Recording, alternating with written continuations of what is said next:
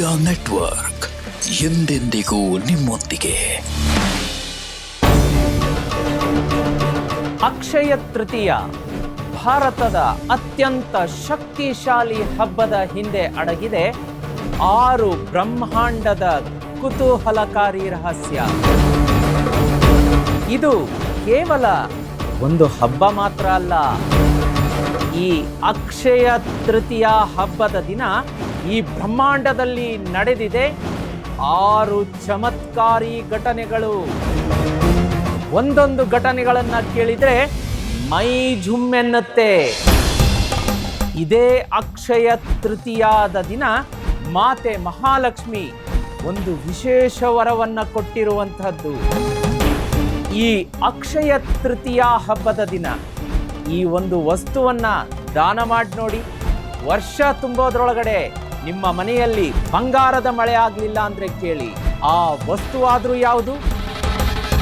ಈ ಅಕ್ಷಯ ತೃತೀಯ ಹಬ್ಬದ ಹಲವಾರು ರಹಸ್ಯಗಳು ಮತ್ತು ಯಾರೂ ನಿಮಗೆ ಇಲ್ಲಿಯವರೆಗೂ ತಿಳಿಸಿರಲಾರದ, ಹೇಳಿರಲಾರದ ಅಕ್ಷಯ ತೃತೀಯವನ್ನ for the first time YouTube ಇತಿಹಾಸದಲ್ಲಿ ರಿವೀಲ್ ಮಾಡ್ತಾ ಇದ್ದೀನಿ.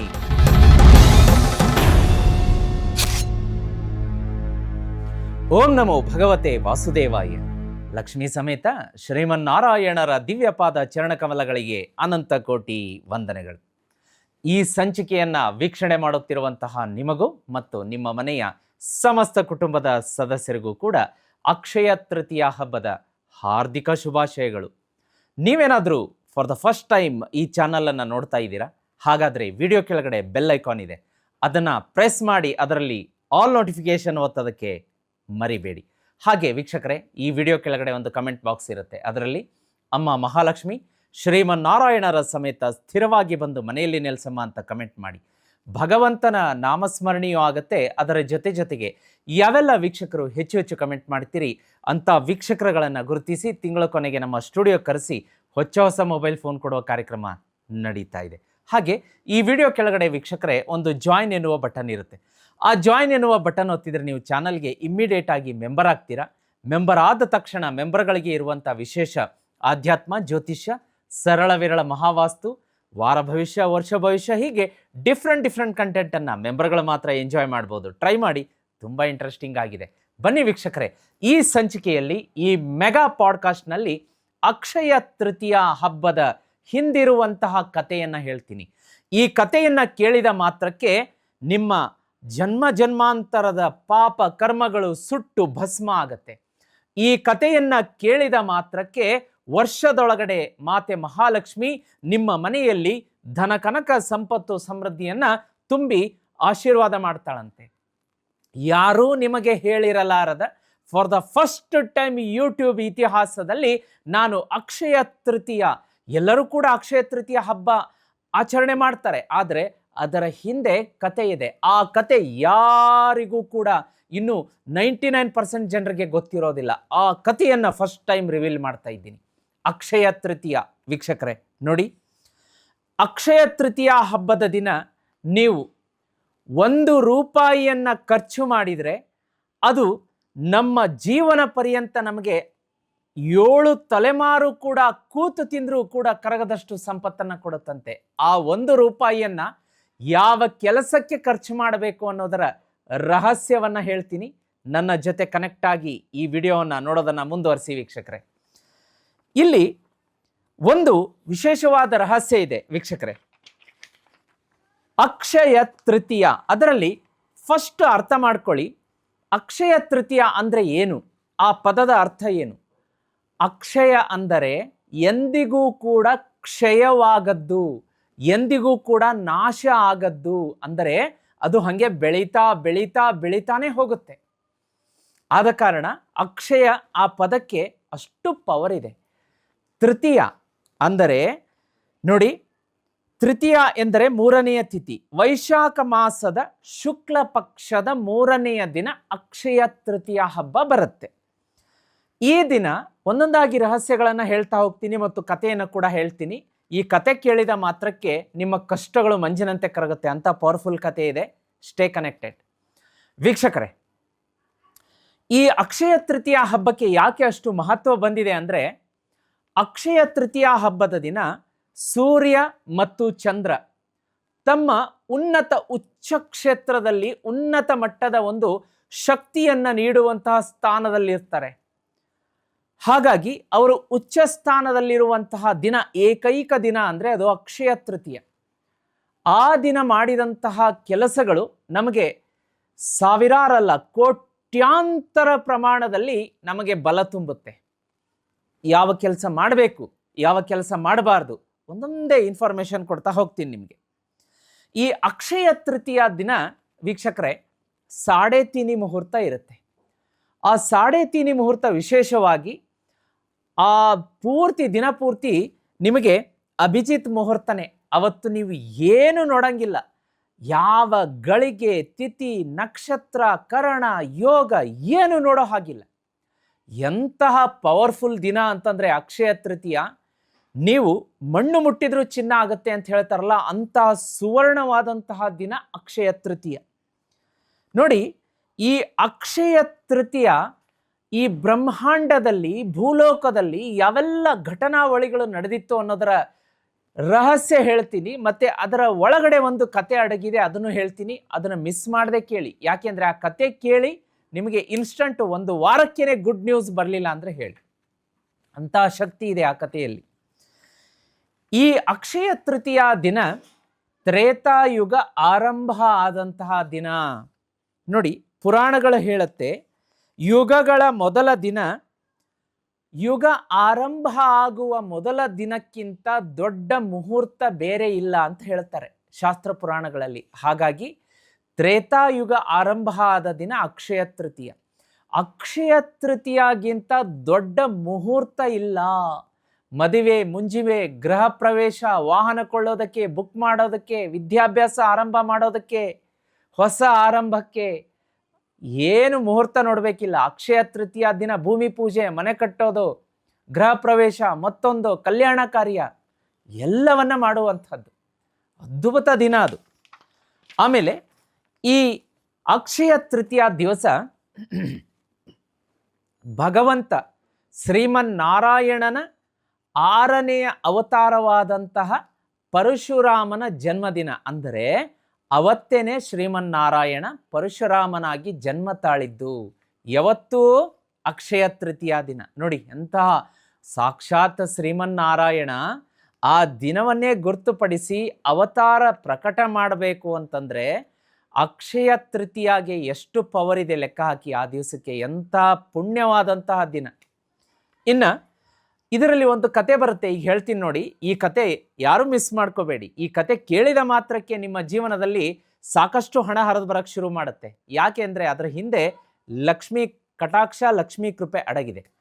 ಏನಾಗತ್ತೆ, ಪಾಂಡವರು ವನವಾಸದಲ್ಲಿದ್ದಾಗ ದುರ್ಯೋಧನನ ಒಂದು ಕಣ್ಣುದೃಷ್ಟಿ ಇನ್ನೂ ಬಿಟ್ಟಿರಲಿಲ್ಲ. ಅವರು ಎಲ್ಲಿ ಹೋದರೂ ಫಾಲೋ ಮಾಡೋದು, ಅವರಿಗೆ ವಿಘ್ನಗಳನ್ನು ಒಡ್ಡುವಂಥದ್ದು, ಅವರಿಗೆ ಕಾಟ ಕೊಡುವಂಥದ್ದು, ಕಿರಿಕಿರಿ ಉಂಟು ಮಾಡುವಂಥದ್ದು ನಡೆದಿತ್ತು. ಆಗ ದುರ್ಯೋಧನ ಏನು ಮಾಡ್ತಾನೆ, ಈ ದುರ್ವಾಸ ಮುನಿಗಳು, ನೀವು ನೋಡಿರ್ಬೋದು, ಈಗ ಬೇರೆಯವರು ಮಾತಾಡೋದನ್ನು ಕೇಳಿರ್ಬೋದು, ಏನಪ್ಪ ಅವ್ರ ಮೂಗಿನ ಮೇಲೇನೆ ಕೋಪ, ದುರ್ವಾಸ ಮುನಿ ಇದ್ದಂಗಿದ್ದಾರೆ ಅಂದರೆ. ಅವರ ಕೋಪ ಈ ನರಮಾನವರನ್ನು ಬಿಡಿ, ಋಷಿ ಮುನಿಗಳನ್ನು ಬಿಟ್ಟಿಲ್ಲ.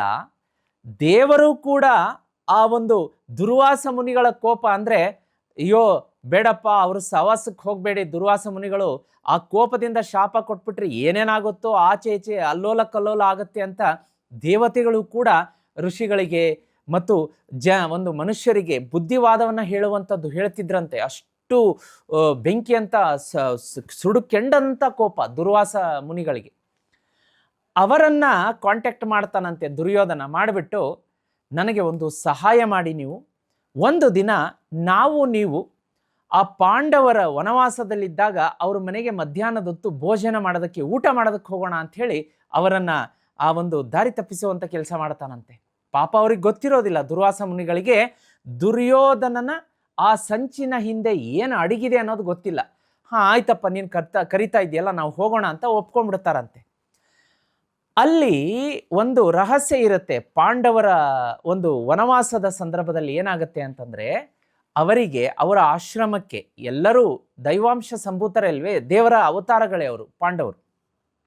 ಯುಧಿಷ್ಠಿರ ಇರ್ಬೋದು, ಭೀಮ ಇರ್ಬೋದು, ಆಮೇಲೆ ನಕುಲ, ಸಹದೇವ ಎಲ್ಲರೂ ಕೂಡ, ಅರ್ಜುನ ಎಲ್ಲರೂ ದೈವಾಂಶ ಸಂಭೂತರೇ, ದೇವರ ಅವತಾರಗಳೇ. ಅಲ್ಲಿ ಅವರು ಎಲ್ಲಿರ್ತಾರೆ, ಕಾಡಿನಲ್ಲಿ. ಆ ಕಾಡಿನಲ್ಲಿದ್ದಾಗ ಅವರ ಆಶ್ರಮ ಎಲ್ಲಿ ಅವರು ಉಳ್ಕೊಂಡಿರ್ತಾರೆ, ಎಲ್ಲಿ ಸ್ಟೇ ಮಾಡಿರ್ತಾರೆ, ಅಲ್ಲಿಗೆ ಪ್ರತಿದಿನ ಸಾವಿರಾರು ಜನ ಬಂದು ಅವರ ಕುಟೀರಕ್ಕೆ ಊಟಕ್ಕೆ ಬರ್ತಾ ಇದ್ರಂತೆ. ಇದು ದ್ರೌಪದಿಗೆ ಸಂಕಷ್ಟಕ್ಕೆ ಕಾರಣ ಆಯಿತು. ನಾನು ಎಷ್ಟು ಇವರಿಗೆ ಅಕ್ಕಿ, ಬೇಳೆ, ತರಕಾರಿ ಮತ್ತೊಂದು ಆಹಾರದ ಪದಾರ್ಥಗಳನ್ನು ನಾನು ಹೇಗೆ ರೆಡಿ ಮಾಡಲಿ, ಹೇಗೆ ಹೊಂದಿಸ್ಲಿ ಅನ್ನೋದು ದೊಡ್ಡ ಪ್ರಶ್ನಾರ್ಥಕ ಚಿಹ್ನೆಯಾಗಿ ದ್ರೌಪದಿ ಎದುರುಗಡೆ ನಿಲ್ಲುತ್ತಂತೆ. ಆಗ ಈ ಕಷ್ಟವನ್ನು ಯುಧಿಷ್ಠಿರನಿಗೆ ಹೇಳಿದಾಗ ಯುಧಿಷ್ಠಿರ ಏನು ಮಾಡ್ತಾನೆ ಎಂದು, ಅಲ್ಲಿ ಒಂದು ಕೆರೆ ಇರುತ್ತಂತೆ, ಶುದ್ಧವಾದ ನಿರ್ಮಲವಾದ ಜಲದಲ್ಲಿ ನಿಂತ್ಕೊಂಡು ಆ ಸೊಂಟದವರೆಗೆ ಆತ ಜಲದಲ್ಲಿ ಮುಳುಗಿ ತಪಸ್ಸನ್ನು ಮಾಡ್ತಾನಂತೆ. ಯಾರನ್ನ ಕುರಿತು? ಸೂರ್ಯ ದೇವನನ್ನ ಕುರಿತು. ಆ ಸೂರ್ಯ ದೇವನನ್ನ ಕುರಿತು ತಪಸ್ ಮಾಡಿದಾಗ ಸೂರ್ಯ ಪ್ರತ್ಯಕ್ಷನಾಗಿ ಅವರ ಕಷ್ಟವನ್ನು ಅರಿತು ಒಂದು ಅಕ್ಷಯ ಪಾತ್ರೆಯನ್ನು ಕೊಡ್ತಾನಂತೆ. ಆ ಅಕ್ಷಯ ಪಾತ್ರೆಯನ್ನು ಕೊಟ್ಟು ಏನು ಹೇಳ್ತಾನಂತೆ ಯುಧಿಷ್ಠಿರನಿಗೆ ಅಂದರೆ, ದ್ರೌಪದಿ ಎಲ್ಲಿಯವರೆಗೂ ಊಟ ಮಾಡಲ್ವೋ ಅಲ್ಲಿಯವರೆಗೂ ಇದರಿಂದ ಆಹಾರ ಪದಾರ್ಥ ಆ ದಿನ ಉಕ್ಕಿ ಉಕ್ಕಿ ಹೊರಗಡೆ ಬರ್ತಾ ಇರುತ್ತೆ. ನೀವು ಏನು ಭಕ್ಷ್ಯ ಭೋಜ್ಯ ಖಾದ್ಯಗಳು, ಹಣ, ಬಂಗಾರದ ನಾಣ್ಯ ನೀವೇನು ಕೇಳ್ತೀರಾ ಅದು ಪಾತ್ರೆಯಿಂದ ಉಕ್ಕಿ ಉಕ್ಕಿ ಹೊರಗಡೆ ಬರ್ತಾ ಇರುತ್ತೆ. ಯಾವಾಗ ಆ ದ್ರೌಪದಿ ಅಂದಿನ ದಿನದ ಊಟವನ್ನು ಮಾಡಿದ್ಲೋ ಆ ಪಾತ್ರೆಯಿಂದ, ಅಲ್ಲಿಗೆ ಅವತ್ತದು ಕೊಡೋದನ್ನು ನಿಲ್ಲಿಸುತ್ತೆ. ಮತ್ತೆ ನೆಕ್ಸ್ಟ್ ಡೇ ಅದು ಬೆಳಗ್ಗೆ ಸೂರ್ಯ ಉದಯ ಆದ ನಂತರ ಅದರಿಂದ ನೀವೇನು ಕೇಳ್ತೀರ ಅದೆಲ್ಲ ಉಕ್ಕಿ ಉಕ್ಕಿ ಬರೋದಕ್ಕೆ ಶುರುವಾಗುತ್ತೆ ಅಂತ ಹೇಳಿ ವರ ಕೊಟ್ಟು ಸೂರ್ಯದೇವ ಮಾಯ ಆಗ್ತಾನಂತೆ. ಸರಿ ಆಯಿತು. ಆಗ ಏನಾಗುತ್ತೆ ಅಂತಂದರೆ, ಇವರು ಸಡನ್ನಾಗಿ ದುರ್ಯೋಧನ ಅವ್ರಿಗೆ ಸಂದೇಶ ಕಳಿಸ್ತಾನಂತೆ, ನಾವು ಊಟಕ್ಕೆ ಬರ್ತಾ ಇದ್ದೀವಿ ಇವತ್ತು, ಎಲ್ಲ ರೆಡಿ ಮಾಡ್ಕೊಳ್ಳಿ. ಈ ಥರ ದುರ್ವಾಸ ಮುನಿಗಳು, ಋಷಿ ಮುನಿಗಳು ಎಲ್ಲ ಒಂದು 10,000 20,000 ಜನ ಊಟಕ್ಕೆ ಬರ್ತಾ ಇದ್ದೀವಿ ಅಂತ ಹೇಳಿ. ಅಲ್ಲಿ ಅದು ಮಧ್ಯಾಹ್ನದ ಸಮಯ ಆಗಿರುತ್ತೆ. ದ್ರೌಪದಿ ಆ ಒಂದು ಅಕ್ಷಯ ಪಾತ್ರೆಯನ್ನು ತೆಗೆದು ನೋಡಿದಾಗ ಅದರಲ್ಲಿ ಒಂದೇ ಒಂದು ಅಗಳು ಇರುತ್ತಂತೆ, ಅನ್ನದ ಅಗಳು. ಆ ಸಮಯಕ್ಕೆ ಶ್ರೀಕೃಷ್ಣ ಪರಮಾತ್ಮ ಕೂಡ ಅಲ್ಲಿ ಆಶ್ರಮಕ್ಕೆ ಬಂದ್ಬಿಡ್ತಾರಂತೆ, ಎಲ್ಲಿ ಪಾಂಡವರು ಉಳ್ಕೊಂಡಿರ್ತಾರಲ್ಲ ಅಲ್ಲಿ. ಆಗ ಶ್ರೀಕೃಷ್ಣ ಪರಮಾತ್ಮನಿಗೆ ದ್ರೌಪದಿ ಒಂದು, ಅಣ್ಣ ಈ ಥರ ಕೃಷ್ಣನಿಗೆ ಹೇಳ್ತಾಳಂತೆ, ಅಣ್ಣ ನನಗೆ ಈ ಥರದ ಸಂಕಷ್ಟ ಎದುರಾಗಿದೆ, ನನ್ನ ಪರೀಕ್ಷೆ ಮಾಡೋದಕ್ಕೆ ಈ ಥರ ಇವತ್ತು ದುರ್ಯೋಧನ ದುರ್ವಾಸ ಮುನಿಗಳನ್ನು ಕರ್ಕೊಂಡು ಬರ್ತಾ ಇದ್ದಾನೆ. ಅದರಲ್ಲಿ ನೋಡಿದರೆ ಒಂದೇ ಒಂದು ಅಗಳಿದೆ, ಅದನ್ನೇ ನಾನು ಈಗ ಸ್ವೀಕಾರ ಮಾಡ್ತೀನಿ ಊಟದ ರೂಪದಲ್ಲಿ, ನಾನು ಏನು ಮಾಡಲಿ ಅಂದಾಗ ಶ್ರೀಕೃಷ್ಣ ಹೇಳ್ತಾನಂತೆ, ಸಹೋದರಿ ಸ್ವಲ್ಪ ತಡಿ, ವೇಟ್ ಮಾಡು ಅಂತ ಹೇಳಿ ಆ ಒಂದು ಅನ್ನದ ಅಗಳನ್ನು ಶ್ರೀಕೃಷ್ಣ ಪರಮಾತ್ಮ ಸ್ವೀಕಾರ ಮಾಡ್ತಾನಂತೆ. ಆಗ ದ್ರೌಪದಿಗೆ ಹೊಟ್ಟೆ ತುಂಬಿದಂತಹ ಊಟ ಮಾಡಿದಂತಹ ಅನುಭವ, ಅದರ ಜೊತೆಗೆ ಆ ದುರ್ಯೋಧನ ಮತ್ತು ಏನು ದುರ್ವಾಸ ಮುನಿಗಳು ಅಲ್ಲಿ ನದಿಯಲ್ಲಿ ಸ್ನಾನ ಮಾಡಿ ಇನ್ನೇನು ಅವರ ಪಾಂಡವರ ಕುಟೀರಕ್ಕೆ ಊಟಕ್ಕೆ ಬರೋದಕ್ಕೆ ರೆಡಿ ಆಗ್ತಾ ಇರ್ತಾರೆ. ಆ ಸ್ನಾನ ಮಾಡಿ ಆ ದಡ ಹತ್ತಿ ಮೇಲ್ ಬರ್ತಾರೆ, ತಕ್ಷಣ ಅವ್ರಿಗೆಲ್ಲ ಹೊಟ್ಟೆ ತುಂಬಿದ ಅನುಭವ ಆಗತ್ತಂತೆ. ಊಟ ಮಾಡಿದೆ, ಫುಲ್ ಹೊಟ್ಟೆ ತುಂಬ, ಅದೇನು ಹೇಳ್ತಾರೆ ನೋಡಿ, ಫುಲ್ ಮೀಲ್ಸ್ ಅಂತ ಹೇಳ್ತಾರಲ್ಲ, ಫುಲ್ ಮೀಲ್ಸ್ ಊಟ ಮಾಡಿದ ಅನುಭವ. ಆಗ ದುರ್ವಾಸ ಮುನಿಗಳು ಹೇಳ್ತಾರಂತೆ, ದುರ್ಯೋಧನ ನನಗೆ ಸಿಕ್ಕಾಪಟ್ಟೆ ಹೊಟ್ಟೆ ತುಂಬಿದೆ, ಒಳ್ಳೆಯ ಭೋಜನ ಆಯಿತು, ನಾನಿನ್ನು ಬರ್ತೀನಿ ಅಂತ ಅವರ ಋಷಿ ಗಣಗಳನ್ನೆಲ್ಲ ಕರ್ಕೊಂಡು ಅವರು ವಾಪಸ್ ಹೋಗ್ಬಿಡ್ತಾರಂತೆ. ಇವನ್ ದುರ್ಯೋಧನ ಕೂಡ ನನಗೂ ಕೂಡ ಹೊಟ್ಟೆ ತುಂಬಿದೆ ಅಂತ ಅವನು ಕೂಡ ಪಾಂಡವರ ಆಶ್ರಮಕ್ಕೆ ಬರೋದೇ ಇಲ್ಲ, ವಾಪಸ್ ತನ್ನ ಅರಮನೆಗೆ ತೆರಳಿ ಬಿಡ್ತಾನಂತೆ. ಆಗ ದ್ರೌಪದಿ ಕೇಳ್ತಾಳಂತೆ, ಅಣ್ಣ ಶ್ರೀಕೃಷ್ಣ ಇದೆಲ್ಲ ಮಾಯೆ ಲೀಲೆ ನಿನ್ನಿಂದನೇ ಆಗಿದ್ದು ಗೊತ್ತು, ಇದರ ಹಿಂದಿನ ರಹಸ್ಯ ಹೇಳು ಅಂದಾಗ ಶ್ರೀಕೃಷ್ಣ ಹೇಳ್ತಾನಂತೆ, ನೋಡು ತಂಗಿ ಸಹೋದರಿ ದ್ರೌಪದಿ, ಒಂದು ಕಾಳು ಅಗಳನ್ನು ನಾನು ಸ್ವೀಕಾರ ಮಾಡಿದಾಗ ನನ್ನ ಹೊಟ್ಟೆ ತುಂಬಿತು, ನನ್ನ ಹೊಟ್ಟೆ ತುಂಬಿದರೆ ಜಗತ್ತಿನ ಎಲ್ಲ ಜೀವಜಂತುಗಳ ಹೊಟ್ಟೆನೂ ತುಂಬಿದಷ್ಟೇ ಅದಕ್ಕೆ ಸಮ. ಹಾಗಾಗಿ ಅಲ್ಲಿಂದ ಅಲ್ಲೇ ನಿನ್ನನ್ನು ಪರೀಕ್ಷೆ ಮಾಡಬೇಕು, ನಿನಗೆ ಶಾಪ ಕೊಡಿಸ್ಬೇಕು, ನಿಮ್ಮನ್ನು ಆ ದುರ್ವಾಸ ಮುನಿಗಳ ಒಂದು ಕೋಪಕ್ಕೆ ಗುರಿ ಮಾಡಬೇಕು ಅನ್ನೋ ಕೆಟ್ಟ ಉದ್ದೇಶಕ್ಕೆ ಬರ್ತಾ ಇರ್ತಕ್ಕಂತಹ ಒಂದು ಗುಂಪು ಅಲ್ಲಿಂದ ಅಲ್ಲೇ ತೆರಳಿದೆ ಅಂತ ಹೇಳ್ತಾನಂತೆ. ನೋಡಿ ಎಂತಹ ಅದ್ಭುತ ಅಲ್ಲ, ಮೈ ಜುಮ್ಮನ್ನತ್ತೆ ಈ ಕತೆ ಕೇಳಿದರೆ. ಆಮೇಲೆ ಅಕ್ಷಯ ಪಾತ್ರೆ ಶ್ರೀಕೃಷ್ಣ ಅದರಲ್ಲಿ ಊಟ ಮಾಡಿದ ಮೇಲೆ ಅದರಿಂದ ಅದು ಯಾವ ಪ್ರಮಾಣದ ಆಹಾರ, ಬೆಳ್ಳಿ, ಬಂಗಾರ, ವಜ್ರ, ವೈಡೂರ್ಯ ಸತತವಾಗಿ 24 ಗಂಟೆ ಬರೋದಕ್ಕೂ ಶುರುವಾಗುತ್ತಂತೆ. ನೋಡಿ, ಅಕ್ಷಯ ಪಾತ್ರೆ, ಅದರಲ್ಲೇನಿದೆ? ಅಕ್ಷಯ. ಹೆಸರಲ್ಲೇನಿದೆ? ಅಕ್ಷಯ ಇದೆ. ಇಲ್ಲೇನಿದೆ ಹಬ್ಬದ ಹೆಸರಲ್ಲಿ? ಅಕ್ಷಯ, ಅಕ್ಷಯ ತೃತೀಯ.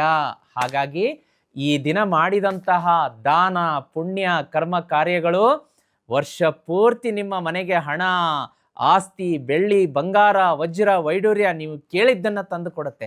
ಆ ರಹಸ್ಯನೂ ಹೇಳ್ತೀನಿ ಮುಂದೆ, ಇನ್ನೂ ಬಾಕಿ ಇದೆ, ನೋಡ್ತಾ ಇರಿ. ಈಗ ವೀಕ್ಷಕರೇ, ಆ ಕಥೆಯನ್ನಂತೂ ಕೇಳಿದ್ರಿ. ನಿಮಗೆ ಒಂದು ರೀತಿ 1 ಸೆಕೆಂಡು ಕೂಡ ಆಚೆ ಈಚೆ ನಿಮ್ಮ ಗಮನ ಹೋಗಿರಲ್ಲ ಅನ್ಕೊಂಡಿರ್ತೀನಿ. ಅಂಥ ಅದ್ಭುತ ಕಥೆಯನ್ನು ಹೇಳಿದ್ದೀನಿ. ಅಕ್ಷಯ ತೃತೀಯದ ಈ ಕತೆ for the first time reveal ಮಾಡಿದ್ದೀನಿ ಯೂಟ್ಯೂಬ್ ಇತಿಹಾಸದಲ್ಲಿ. ನಿಮಗೆ ಯಾರೂ ಕೂಡ ಹೇಳಿರಲಿಕ್ಕಿಲ್ಲ. ಅದನ್ನು ಕೇಳಿದರೆ ಜನ್ಮ ಜನ್ಮಾಂತರದ ಪಾಪ ಕರ್ಮಗಳೆಲ್ಲ ಸುಟ್ಟು ಭಸ್ಮ ಆಗತ್ತೆ, ಇದರಲ್ಲಿ 2 ಮಾತಿಲ್ಲ. ಆಮೇಲೆ ಇನ್ನೂ ಒಂದು ವಿಶೇಷ ಏನಪ್ಪ ಅಂತಂದರೆ, ಅಕ್ಷಯ ತೃತೀಯ ಹಬ್ಬದ ದಿನ ವೀಕ್ಷಕರೇ, ನಿಮಗೆ ಅಚ್ಚರಿಯಾಗುವಂತಹ ಅಂಶ ಹೇಳ್ತೀನಿ.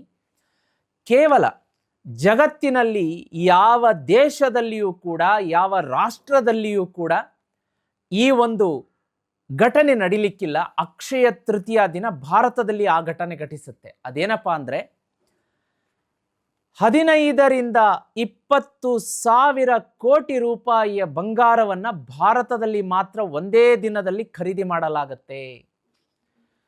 ಇದು ಯಾವ ರಾಷ್ಟ್ರದಲ್ಲಿ, ಯಾವ ದೇಶದಲ್ಲಿ ನಡೆಯಲಿಕ್ಕಿಲ್ಲ, ನಡೆದಿಲ್ಲ, ಹಿಂದೆ ನಡೆದಿಲ್ಲ, ಮುಂದೆನೂ ನಡೆಯೋದಿಲ್ಲ. ಅದು ಭಾರತದಲ್ಲಿ ಮಾತ್ರ ನಡೆಯುತ್ತೆ. ವರ್ಷಕ್ಕೆ 1 ದಿನ ಮಾತ್ರ ನಡೆಯುತ್ತೆ. ಅಕ್ಷಯ ತೃತೀಯ ಹಬ್ಬದ ದಿನ 15ರಿಂದ 20 ಸಾವಿರ ಕೋಟಿಯ ಮೌಲ್ಯದ ಬಂಗಾರವನ್ನು ಒಂದೇ ದಿನ ಜನರು ಖರೀದಿ ಮಾಡ್ತಾರೆ. ನೋಡಿ ಎಂತಹ ಅದ್ಭುತ ವಿಷಯ. ಇಲ್ಲಿ ಅಕ್ಷಯ ತೃತೀಯ ಹಬ್ಬದ ದಿನ ವೀಕ್ಷಕರೇ 2 ರಹಸ್ಯ ರೆಮಿಡಿಗಳಿದೆ, ಅದನ್ನು ಹೇಳ್ತೀನಿ. ಕೊನೆಗೆ ಹೇಳುವಂತಹ ರೆಮಿಡಿ ಬಹಳ ಪವರ್ಫುಲ್, ಸ್ಕಿಪ್ ಮಾಡದೆ ನೋಡ್ತಾ ಇರಿ. ಈ ಅಕ್ಷಯ ತೃತೀಯ ಹಬ್ಬದ ದಿನ ಯಾವ ಕೆಲಸ ಮಾಡಿದರೆ ನಮ್ಮ ಪುಣ್ಯ ಅಕ್ಷಯವಾಗಿ ಬೆಳೆಯುತ್ತೆ, ಮನೆ ಮನೆತನ ಬೆಳಗುತ್ತೆ ಅನ್ನೋದನ್ನು ನೋಡೋಣ.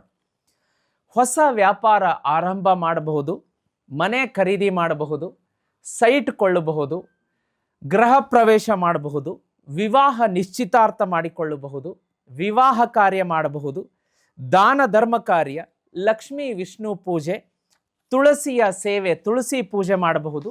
ಆ ದಿನ ಆದಿಶಂಕರಾಚಾರ್ಯರ ಜನ್ಮದಿನ ಆಚರಣೆ ಕೂಡ ಮಾಡ್ತಾರೆ. ನೋಡಿ, ಆದಿಶಂಕರಾಚಾರ್ಯರು ಕನಕದಾರ ಸ್ತೋತ್ರವನ್ನು ಬರೆದಿರುವಂತಹದ್ದು. ಕನಕ, ಬಂಗಾರ, ದಾರ, ಮಳೆ ಎಲ್ಲವೂ ಕೂಡ ಲಕ್ಷ್ಮಿಗೆ ಕನೆಕ್ಟ್ ಆಗುತ್ತೆ. ಮತ್ತು ವೀಕ್ಷಕರೇ, ಅಕ್ಷಯ ತೃತೀಯ ದಿನ ನಿಮ್ಮ ಮಕ್ಕಳಿಗೆ ಒಂದು ಮಾತನ್ನು ಹೇಳಿ ನೀವು ಕೂಡ ಒಂದು ರೆಮಿಡಿಯನ್ನು ಮಾಡಿ, ಅವ್ರ ಕೈಯಿಂದನೂ ಮಾಡಿಸಿ, ನೀವು ಮಾಡಿ. ಏನಪ್ಪ ಅಂದರೆ, ಅಕ್ಷಯ ತೃತೀಯ ಹಬ್ಬದ ದಿನ ಯಾರು ತುಂಬ ಕಷ್ಟದಲ್ಲಿರ್ತಾರೆ, ಯಾರಿಗೆ ಪಾಪ ಅವ್ರ ಮಕ್ಕಳಿಗೆ ಒಂದು ಪುಸ್ತಕವನ್ನು ಕೊಳ್ಳುವಂತಹ ಒಂದು ಅದಕ್ಕೂ ಕೂಡ ಅವರಿಗೆ ಹಣದ ಹೊಂದಾಣಿಕೆ ಮಾಡಲಿಕ್ಕೆ ಆಗ್ತಿರೋದಿಲ್ಲ, ಒಂದು ಪೆನ್ನು, ಒಂದು ಸ್ಕೂಲ್ ಬ್ಯಾಗು, ಪುಸ್ತಕ, ಬುಕ್ಸು, ನೋಟ್ಸು, ಅಂತಹದ್ದನ್ನು ಬಡ ಮಕ್ಕಳಿಗೆ, ತುಂಬ ಕಷ್ಟದಲ್ಲಿರುವವರಿಗೆ ನಿಮಗೆ ಎಷ್ಟಾಗುತ್ತೋ ಅಷ್ಟು, ಒಂದು 50 ರೂಪಾಯಿ, ಒಂದು 100 ರೂಪಾಯಿದ್ದು ನೋಟ್ಬುಕ್ಕು ನೀವು ನಿಮ್ಮ ಕೈಯಾರೆ ದಾನ ಕೊಡಿ, ನಿಮ್ಮ ಮಕ್ಕಳ ಕೈಯಲ್ಲೂ ಕೂಡ ದಾನ ಕೊಡಿಸಿ. ಇದರಿಂದ ಏನಾಗುತ್ತೆ ಅಂದರೆ, ನಿಮ್ಮ ಮಕ್ಕಳ ಕೈಯಿಂದ ಆ ಒಂದು ವಿದ್ಯಾಭ್ಯಾಸಕ್ಕೆ ಸಂಬಂಧಿಸಿದಂಥ ಸಾಮಗ್ರಿಗಳನ್ನು ಬಡ ಮಕ್ಕಳಿಗೆ ದಾನ ಮಾಡಿಸೋದ್ರಿಂದ ನಿಮ್ಮ ಮಕ್ಕಳ ವಿದ್ಯಾಭ್ಯಾಸದಲ್ಲಿ ಅಕ್ಷಯವಾಗುತ್ತೆ. ವರ್ಷ ಪೂರ್ತಿ ಅವರ ವಿದ್ಯಾಭ್ಯಾಸಕ್ಕೆ ತೊಂದರೆ ಬರೋದಿಲ್ಲ, ಓದಿದ್ದು ಮೆಮರಿಯಲ್ಲಿ ಉಳಿಯುತ್ತೆ, ಎಕ್ಸಾಮಲ್ಲಿ ಟಾಪರ್ ಆಗ್ತಾರೆ. ರಹಸ್ಯ ರೆಮಿಡಿ ನಂಬರ್ 1. ಇನ್ನು 2ನೇ ರೆಮಿಡಿ ಏನಪ್ಪ ಅಂದರೆ, ನೀವು ದಾನ ಮಾಡೋದ್ರಿಂದ ಯೂನಿವರ್ಸ್ ನಿಮಗೆ ಕೋಟ್ಯಾಂತರ ಪ್ರಮಾಣದಲ್ಲಿ ಹಣವನ್ನು ವಾಪಸ್ ಕೊಡುತ್ತೆ. ಬಹಳ ಬಹಳ ರಹಸ್ಯ ರೆಮಿಡಿ ಇದು. ನೋಡಿ, ಅಕ್ಷಯ ತೃತೀಯ ಹಬ್ಬದ ಕಥೆಯನ್ನು ಹೇಳಿದ್ದೀನಿ, ರಹಸ್ಯ ರೆಮಿಡಿಯನ್ನು ಹೇಳಿದ್ದೀನಿ. ಇದನ್ನು ಪಾಲಿಸಿ ನೋಡಿ. ಇದರ ಜೊತೆಗೆ ವೀಕ್ಷಕರೇ, ಅಕ್ಷಯ ತೃತೀಯ ಹಬ್ಬದ ಪ್ರಯುಕ್ತ ನಾನು ಜೀತ್ ಮೀಡಿಯಾ ನೆಟ್ವರ್ಕಲ್ಲಿ ಅಷ್ಟಸಿದ್ಧಿ ಪೀಠದ ಮೇಲೆ ಮಹಾಲಕ್ಷ್ಮಿ ಕುಬೇರ ಯಾಗ ಮಾಡಿಸ್ತಾ ಇದ್ದೀನಿ. ಆ ಮಹಾಲಕ್ಷ್ಮಿ ಕುಬೇರ ಯಾಗದಲ್ಲಿ ನೀವು ನಿಮ್ಮ ಹೆಸರಲ್ಲಿ ಮಹಾಲಕ್ಷ್ಮಿ ಶ್ರೀಚಕ್ರ ಯಂತ್ರ ಇಟ್ಟು ಪೂಜೆ ಮಾಡಿಸ್ಕೋಬಹುದು. ಆಲ್ರೆಡಿ ಯಾರು ತರಿಸಿದ್ದೀರಿ ಮಹಾಲಕ್ಷ್ಮಿ ಕುಬೇರ ಯಂತ್ರ ಜೀತ್ ಮೀಡಿಯಾ ನೆಟ್ವರ್ಕಿಂದ ಭರ್ಜರಿಯಾಗಿ ಪೂಜೆ ಮಾಡಿ ಅಕ್ಷಯ ತೃತೀಯಾಗಿ. ಇಲ್ಲ ಗುರುಗಳೇ, ನಾವು ಬುಕ್ ಮಾಡ್ಕೋತೀವಿ, ನೀವೇ ನಿಮ್ಮ ಒಂದು ಕಚೇರಿಯಲ್ಲಿಟ್ಟು ಯಾಗ ಯಜ್ಞಾದಿಗಳಲ್ಲಿ ಒಂದು ಪೂಜೆ ಮಾಡಿಸಿ ಅಂತಂದರೆ ಈಗಲೇ ನಿಮ್ಮ ಹೆಸರನ್ನು ಕೊಡಿ, ಲಕ್ಷ್ಮೀ ಕುಬೇರ ಯಾಗದಲ್ಲಿ ಶ್ರೀಚಕ್ರ ಯಂತ್ರ ಇಟ್ಟು ಪೂಜೆ ಮಾಡಿಸ್ತೀವಿ. 30ರಿಂದ 40 ದಿವಸ ಆದರೆ ನಿಮ್ಮ ಮನೆಗೆ ಬರುತ್ತೆ. ಈ ಅಕ್ಷಯ ತೃತೀಯ ಹಬ್ಬದ ದಿನ ನೀವೇನಾದರೂ ಮಹಾಲಕ್ಷ್ಮಿ ಶ್ರೀಚಕ್ರ ಯಂತ್ರ ಇಟ್ಟು ಪೂಜೆ ಮಾಡಿಸ್ಕೊಂಡ್ಬಿಟ್ರೆ ನಿಮ್ಮ ಬಾಳು ಬಂಗಾರ. ವರ್ಷದಲ್ಲಿ ಸಾಲ ತೀರುತ್ತೆ, ಸೋಲಿನಿಂದ ಹೊರಗಡೆ ಬರ್ತೀರಿ, ಆಗಲಾರದ ಕೆಲಸಗಳು ಒಂದು ವರ್ಷದಲ್ಲೇ ಸಿದ್ಧಿಸುತ್ತೆ. ಎಂಥದ್ದೇ ಕಷ್ಟದಲ್ಲಿ ಸಿಕ್ಕಾಕೊಂಡಿದ್ರು, ಕೋರ್ಟು ಕಚೇರಿ ಕೇಸ್ ಇರ್ಬೋದು, ಒಂದು ರೀತಿಯ ಕಠಿಣತರ ಸಮಸ್ಯೆಯಿಂದ ಹೊರಗಡೆ ತರುತ್ತೆ. ವರ್ಷದಲ್ಲೇ ಸಂತಾನ ಪ್ರಾಪ್ತಿ, ಮನೆಯಲ್ಲಿ ಮದುವೆ, ಕಂಕಣ ಭಾಗ್ಯ, ಸೈಟು, ವಾಹನ, ಅಷ್ಟೈಶ್ವರ್ಯ ಕೊಡುತ್ತೆ. ಮನೆಗೆ ಯಾವ ಮಾಟ ಮಂತ್ರ ತಂತ್ರ ಶಕ್ತಿ ನಾಟೋದಿಲ್ಲ ಶ್ರೀಚಕ್ರ ಇದ್ದಲ್ಲಿ. ಇಂತಹ ಸಿದ್ಧಿ ವಸ್ತುವನ್ನು ತರಿಸ್ಕೊಳ್ಳಿ. ಈಗಲೇ ಸ್ಕ್ರೀನ್ ಮೇಲೆ ನಂಬರ್ ಡಿಸ್ಪ್ಲೇ ಆಗ್ತಾ ಇದೆ. ತಕ್ಷಣ ನನಗೆ ಅಕ್ಷಯ ತೃತೀಯ ದಿವಸ ಬುಕ್ಕಿಂಗ್ ಇಟ್ಬಿಡಿ, ಪೂಜೆಗೆ ಇಟ್ಬಿಡಿ ಅಂತ ಮೆಸೇಜ್ ಮಾಡಿ. ಕರೆ ಮಾಡೋದು ಬೇಡ, ವಾಟ್ಸಪ್ಪಲ್ಲಿ ಮೆಸೇಜ್ ಮಾಡಿ. ವೀಕ್ಷಕರೇ, ಅಕ್ಷಯ ತೃತೀಯ ಹಬ್ಬದ ಈ ಸಂಚಿಕೆ ನಿಮಗೆ ಇಷ್ಟ ಆಗಿದೆ ಅಂತ ಖಂಡಿತವಾಗಿಯೂ ನನಗೆ ಕಾನ್ಫಿಡೆನ್ಸ್ ಇದೆ. ಈ ಸಂಚಿಕೆಯನ್ನು ನಿಮ್ಮೊಟ್ಟಿಗೆ ಇಟ್ಕೊಳ್ಳಾರದೆ ಎಲ್ರಿಗೂ ಪ್ರಚಾರ ಮಾಡಿ. ಯಾಕೆಂದರೆ ಎಲ್ಲರ ಕಷ್ಟಗಳು ಕರಗಬೇಕು, ಪಾಪ ಕರ್ಮಗಳು ನಾಶ ಆಗಬೇಕು, ಎಲ್ಲರಿಗೂ ಹಣ ಬರಬೇಕು, ಎಲ್ಲರಿಗೂ ಕೂಡ ದುಡಿಮೆಯ ಅವಕಾಶಗಳು ಸಿಗಬೇಕು, ಎಲ್ರಿಗೂ ಒಳಿತಾಗಬೇಕು ಅನ್ನೋದೇ ನಮ್ಮ ಉದ್ದೇಶ. ಮತ್ತೆ ಮುಂದಿನ ವಿಶೇಷ ಅಕ್ಷಯ ತೃತೀಯ ಸಂಚಿಕೆ, ಇನ್ನೂ ಬೊಂಬಾಟಾದಂಥ ಸಂಚಿಕೆಯೊಂದಿಗೆ ನಿಮ್ಮ ಮುಂದೆ ಬರ್ತೀನಿ. ಅಲ್ಲಿವರೆಗೂ ಭಗವಂತ ಎಲ್ಲರಿಗೂ ಒಳಿತನ ಉಂಟು ಮಾಡಲಿ. ಓಂ ನಮೋ ಭಗವತೆ ವಾಸುದೇವಾಯ.